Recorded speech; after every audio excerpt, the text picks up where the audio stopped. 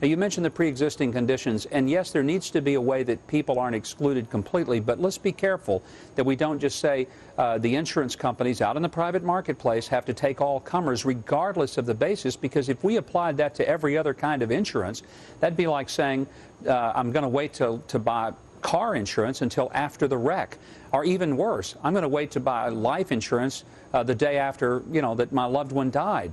Obviously, there has to be some sense of shared risk. That's how insurance works. And I think that there's a disconnect again. We ought to have a way in which people get health care they need.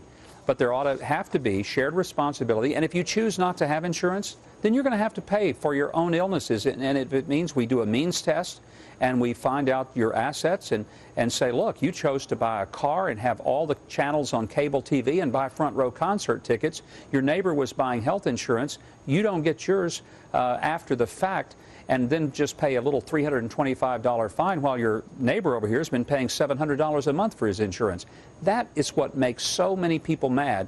We are penalizing the responsible and we're rewarding the irresponsible. That's not something that Americans understand or agree with. All right, let me switch.